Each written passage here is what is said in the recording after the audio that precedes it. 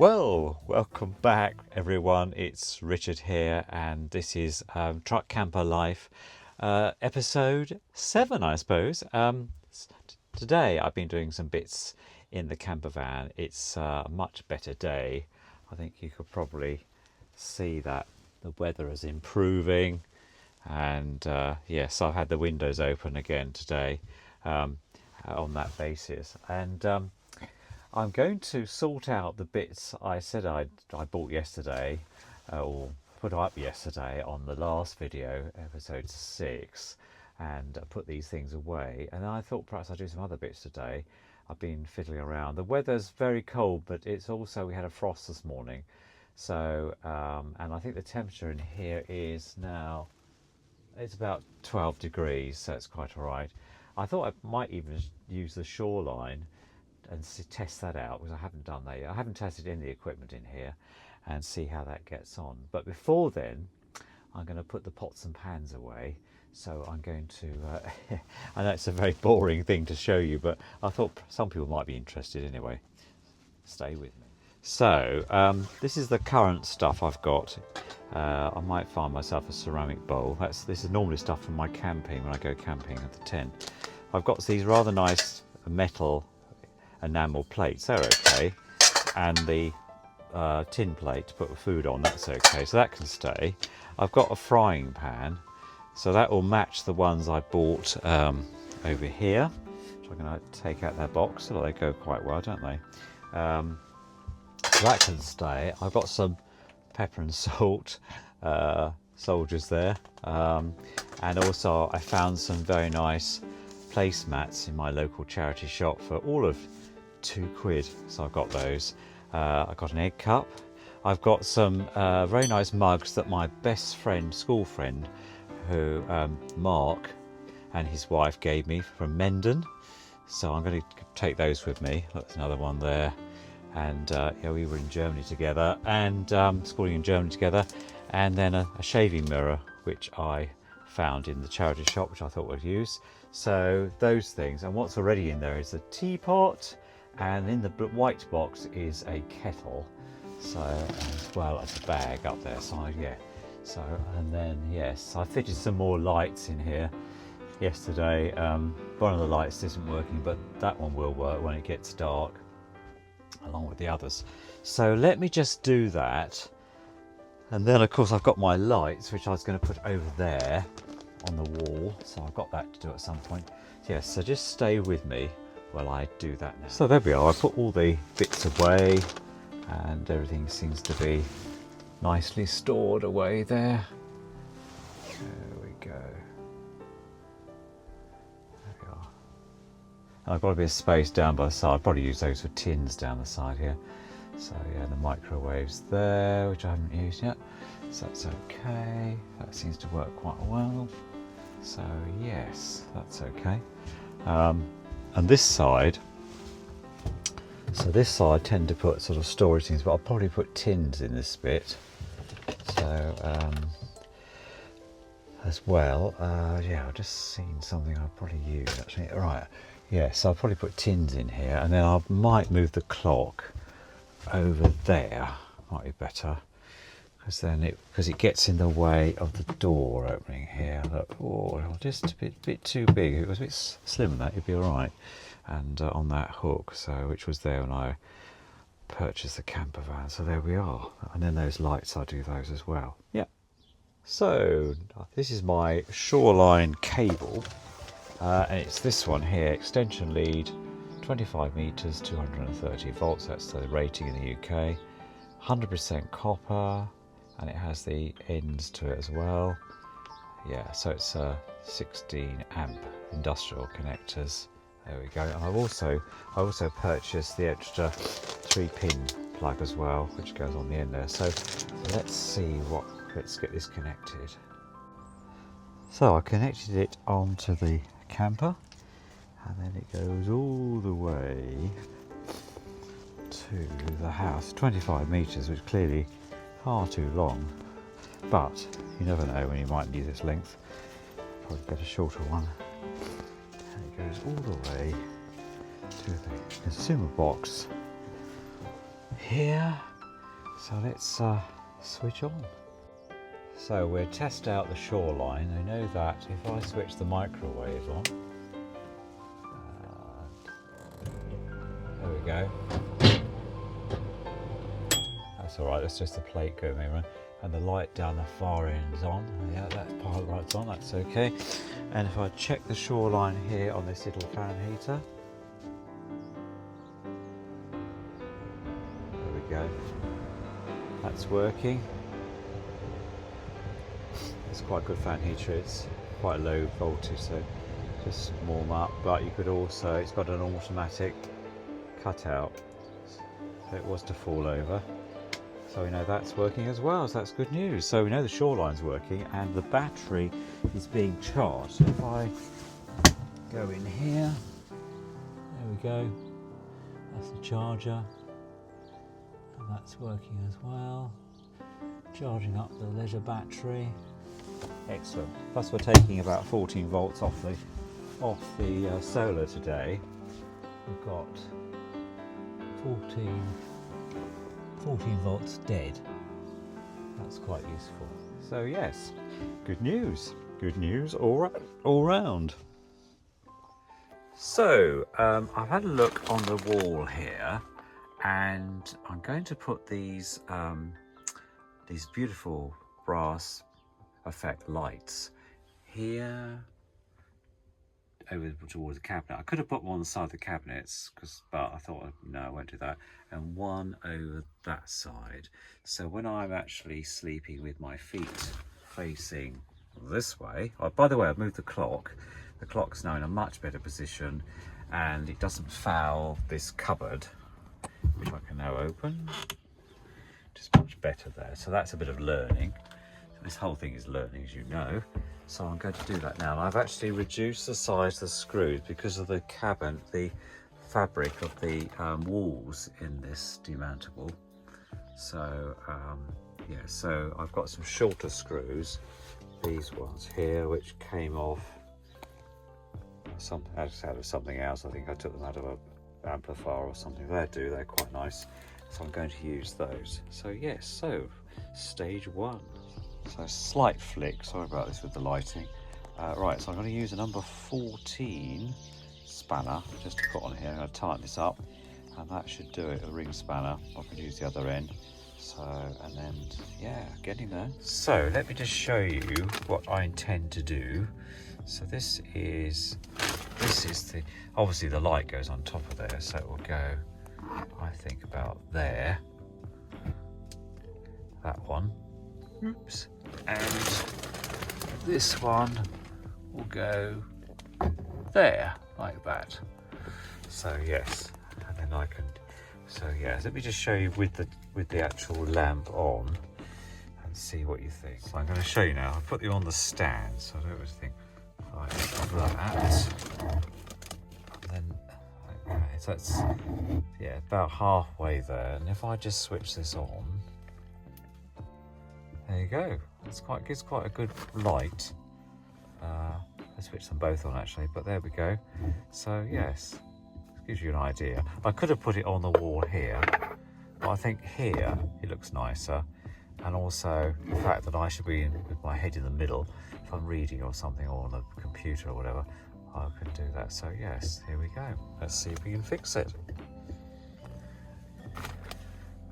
So if you remember the Buddha, I was going to put some non-stick on the bottom. There we go. I've used some green baize. It's a sticky stuff, and that should be, well, fairly better than it was. I wouldn't leave it there if I was driving around.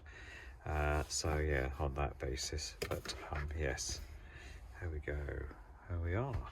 And this fire, by the way, is a 2 kilowatt, and I I've got a 3 kilowatt in the workshop, so it is just perfect here for shoreline. I demonstrated that yesterday. So I'm going to fit the lamps today, and just going to have a look in that corner, because that, if the lamp goes in that corner, it might foul the cupboard. So I'm going to investigate that a little more, and then I'm going to put the lamps up. Now you join me on the floor, literally, of the camper, and I'm looking at these two vents here. One is for, this one's the air intake, and this one is the heating output. And you might be able to see the steel system. In the cupboard we have a heat source, and obviously this is what comes in and comes out. It's interesting that this bit hasn't got anything attached to here. That's the output where the heat comes out, which I thought was a bit surprising actually, but it might be me. Let me just have a feel. It's the first time I've done this. Yeah. So that let's go to there. Okay. Oh, I see. That's input. So that's the input. You see my finger there. That's air taken in, and that's air coming out. And then this is a Calor system. So the valve is fully open. So I'm now going to test it. So yeah, let's do that. So I'm going to. So what you do is up here. I'm going to just stand up a bit. Here, I'll move the heat. This one off here. We have a controller here. We just somehow sit this on here. There we go. Right. So this is by Propex. And what we have to do is we have to fire this up. So I'll set it at the lowest setting. And then you fire this up by going this way.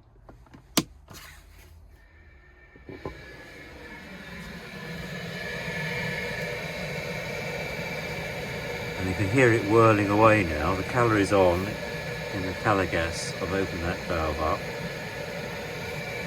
And we should get some heat.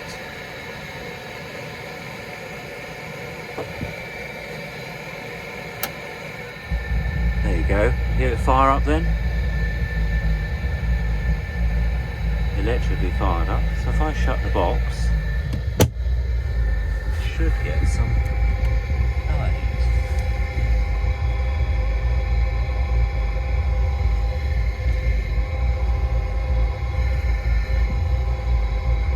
It's getting warm.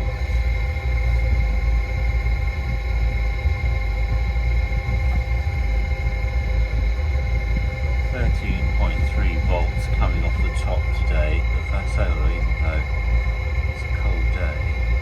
The temperature in here is under 10 degrees, and so no matter what thermostat I'm picking, but I thought I'd just demonstrate this heating. When Billy had this camper, he said it got too hot in here for him, so we do know it works.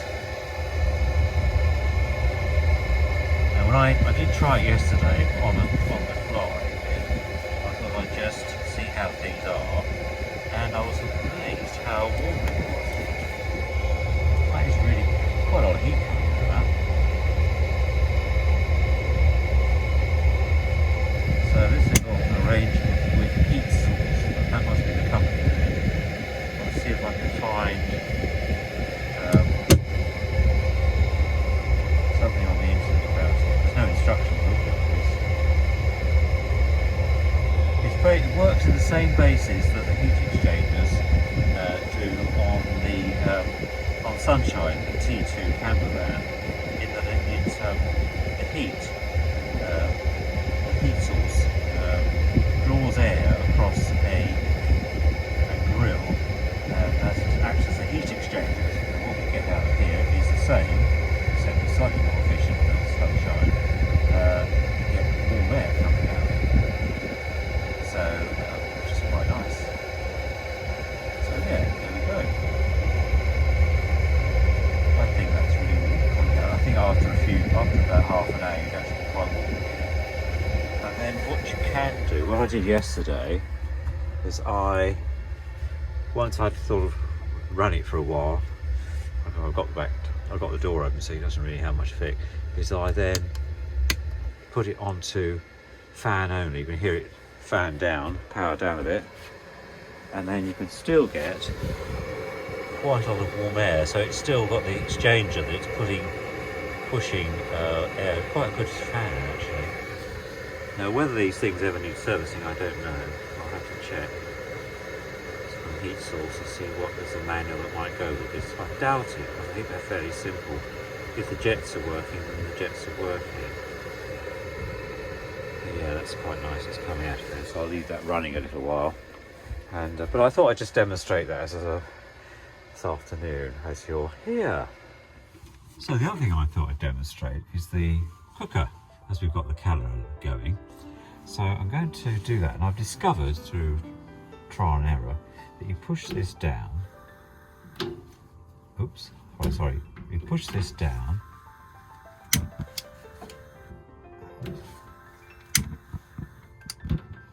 Until it's all lit, and then you turn it back to there, so you can see that there. You can see the blue flame, and that's the stove working. So there you go, that's that one. And then you can turn it off, and then you've got the back one. So there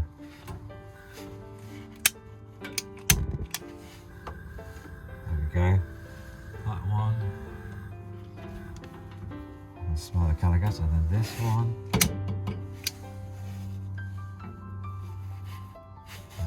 So the ultimate test is to see the kettle boil. So here we go. So, no, let's try again.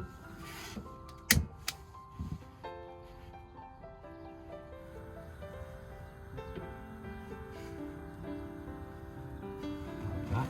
I've filled up my trusty kettle. Breeze here. There we go. Few 2 minutes in. I didn't bore you with too much of this, so let's see what happens. Right. I would say much better than the boil, that's certainly true. And all I would do is leave the window, which is to the left, slightly on the couch, so there's plenty of ventilation.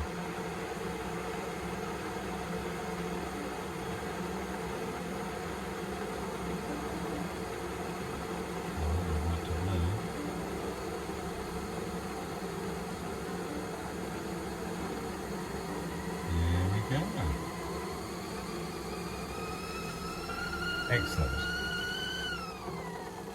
There we go. Well, I think that proves the point. We can boil a kettle and do cooking on this wonderful stove. Okay. So stage one, I put the bracket up, and with those screws that I found in the workshop, and mark those out with a pencil. So hopefully that's in the right place. So there's a bit of trial and error here. The walls are quite soft, but they have, this is quite tight, so I think that'll be okay. I've made sure they're short screws. I'm going to hang my coat on the other side, you know, go through the wall, but I don't think they would. But anyway, so that's the first part. Now let's do part two. So there we go, that's the lamp in now. I did have fun and games. I lost the screws, little scrub screws that go from the top and the bottom, like that, underneath there, which I'd sort of, I call here and here. I don't know if you can see that until, that's better, here. And I did drop them, and they went, luckily it went into the basket on the seat, but that wasn't very, and also because I'm up on the bed, it doesn't make it easy anyway, but we're there. And so I used a trick on the underside bit, using a piece of blue tack. There we go, like this, which I stuck to the screw, and then once it was in place, a few turns, I took the blue tack off, and I had that trick before with the engine. When I'm doing engine mechanics work on the car, you want to, into a very tight space, and you've got a nut or something that's got to go on, and you're going to lose it and drop it into the engine is the best way to do it. Anyway, so yeah, so that worked. I'm just going to test the light. So here we go, on. There we go, very nice. That's very good. and I think that's okay. I've got to just make sure I've measured the distance between here and here, the wall in other words, for the second one. The other thing is that this does feel a little bit wobbly, and I did tighten it right up with that spanner, so I might have to use some super glue just to seal it, take it off and seal it, but we'll see how we get on. It might work, it might be okay. I have used the tight washer. Let's see, here. Might be able to see that one there. That's a grit washer. I have used that. So yes. So I'll put the second one up and then I'll come back to you. So the second light is up. Now that was a real pain to do that. And I didn't put the bottom screw over there. It was so tight, I have left it out. It doesn't move, so I'm hoping that's going to be sufficient. I think it probably will be. Now the door is when you actually open the door, it slightly fouls that, but I can take the top off, take the lamp top off, and you can open it a bit more. How often I'm going to go in there, I don't know. We'll see.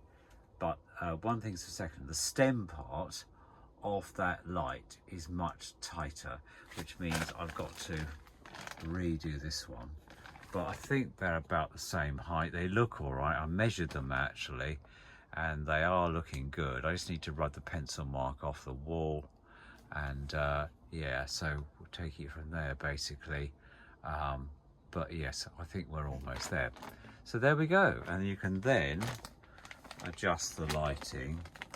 Try and get them both into focus. There we are. So we can then do, that's yellow, white. We can do orange. We can do yellow. We can do that orange. We can do that colour, blue. We can do green. That there. There we go. Red. So that's green, and then we can do that colour, orangey colour, or we can go back to that. There we go, and then we can dim it. There we go. It's quite nice. Or we can make it brighter. Yes. So I think we're there. Great. There we are. So welcome back. It's a day later now, and I've taken Max and the demounter out today. I went to the gym, did a full session, and I've just come in just to see whether anything has moved. These little lights have slightly shifted around. I've just put the Buddha back. That's still in the same place. That's still in the same place. One or two things have shifted in the loo. That basket has moved slightly forward. So yeah, otherwise, no. I don't think anything else had. No. So this cupboard here, everything's in the same place. That's in the same place. So far, nothing's shifted. So I'm going to sort that outer light out today.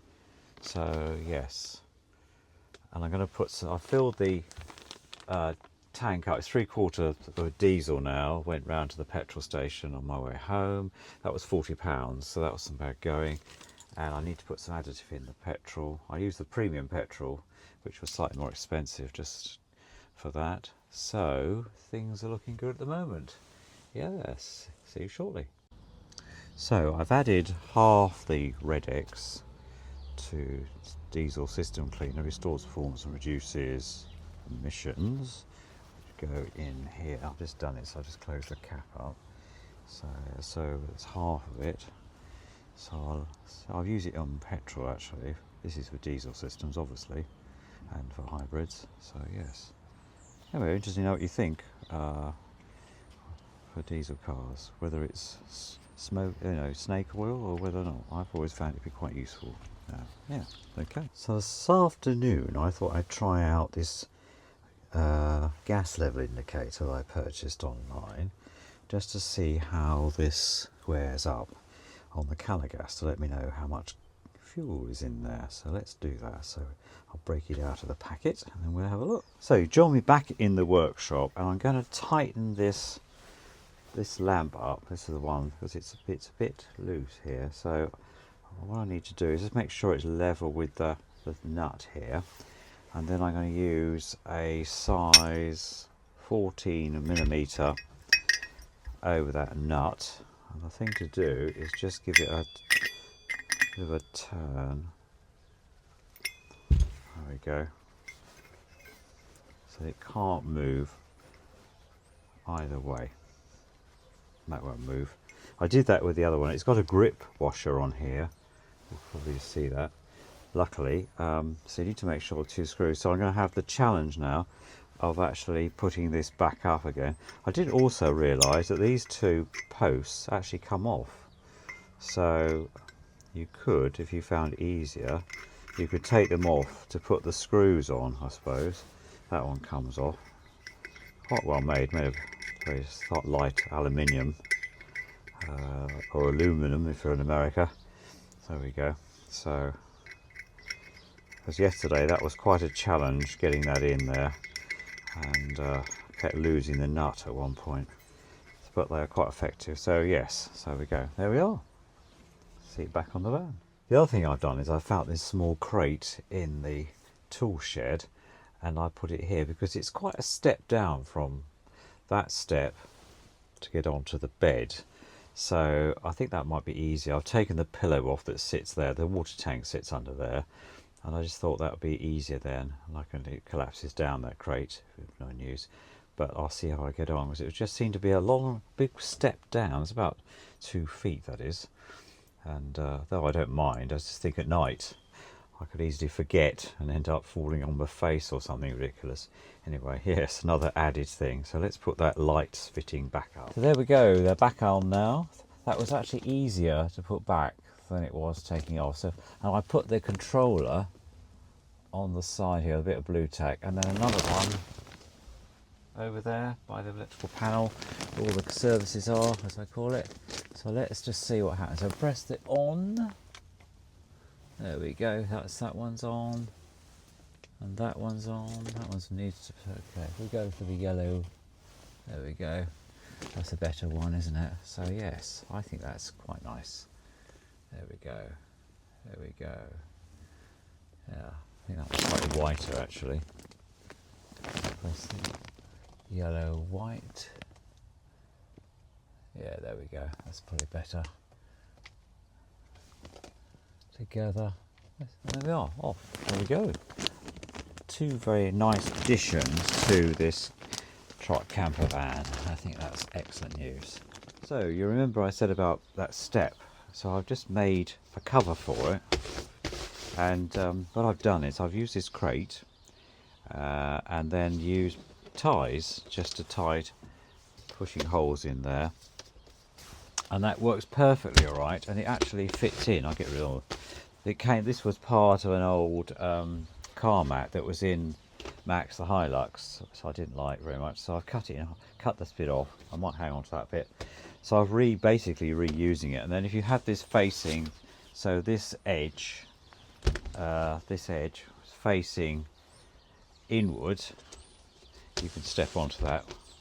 And I think that's really good. I don't know what you think. I need to clean it up a bit, but yes, what's your view on that one? Brilliant.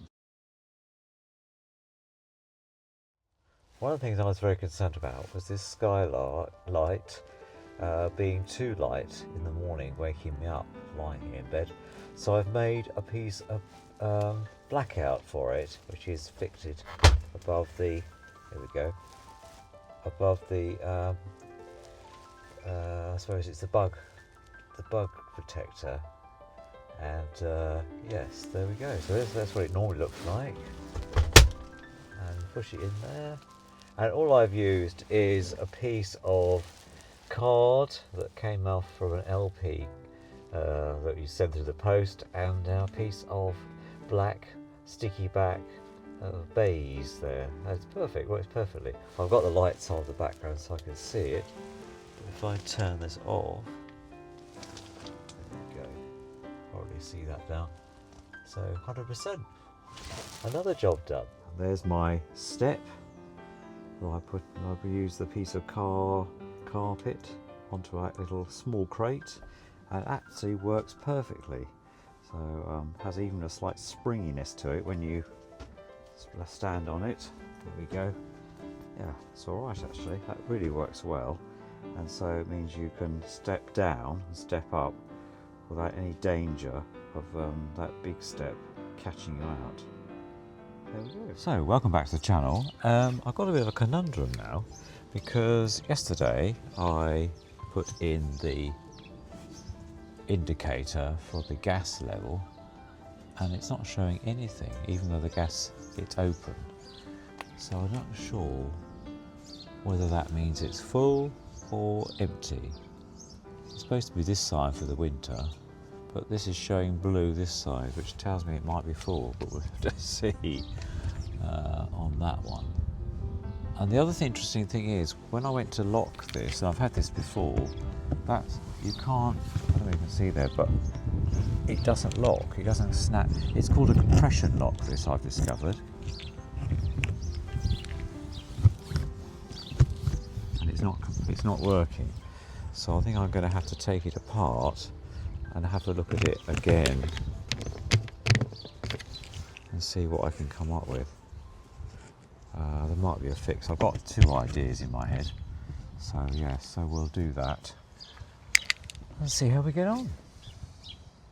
So I've taken it out now. This is the two parts that fit in here, like so. See that? And then this bit fits on the back, and that does like that. So let's take it to the workshop and see whether we can get any joy out of that without losing the screw there.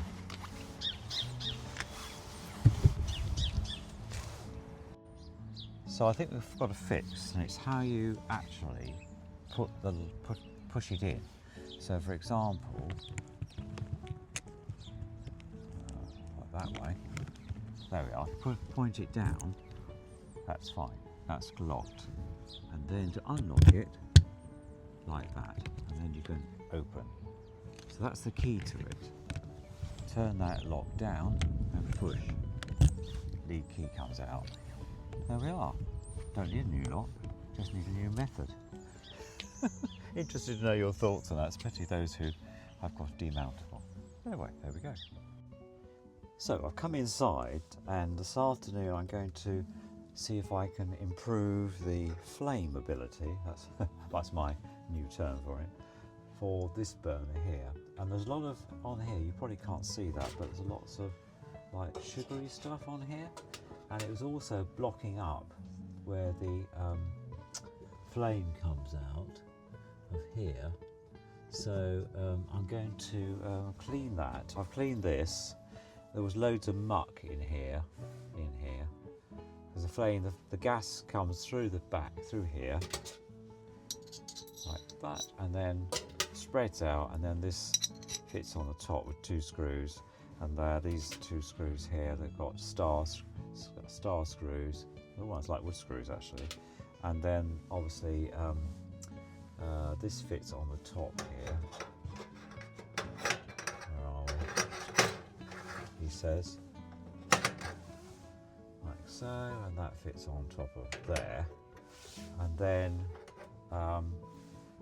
air comes through and then it comes out, and that's how it works. So I'm going to clean around here, and then I'm going to do the same for the other two, because they look like they could do with a birthday, and then we'll see what happens. So I'll come back to you when I've cleaned it, that is. The wind's affecting it slightly.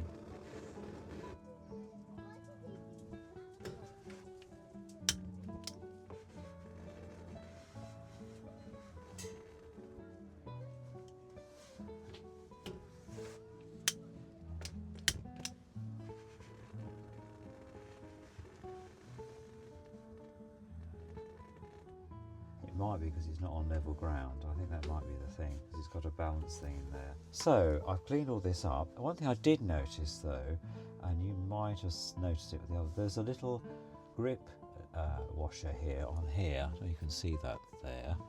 And the one at the back has broken, has rusted away. You can see that and all. That goes on the back one there, on this one. So I've managed to source from my extensive washer kit that either this will fit, or there's a smaller one that will fit.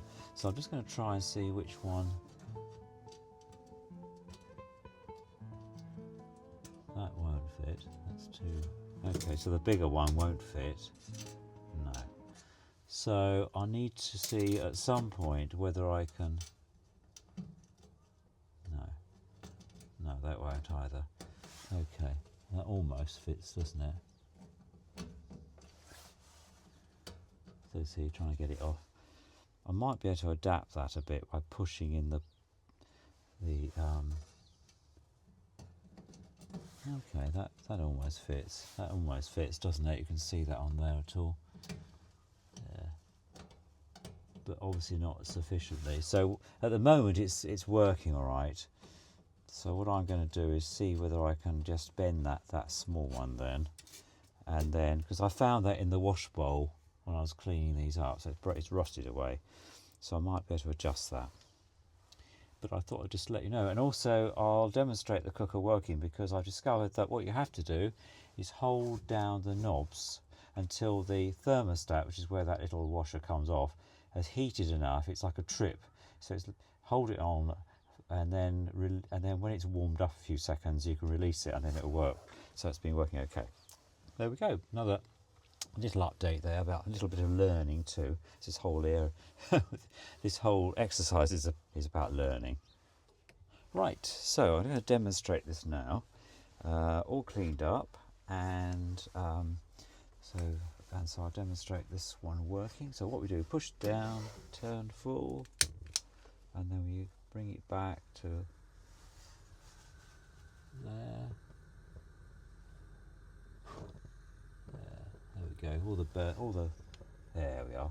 And then you can release it, and there we go.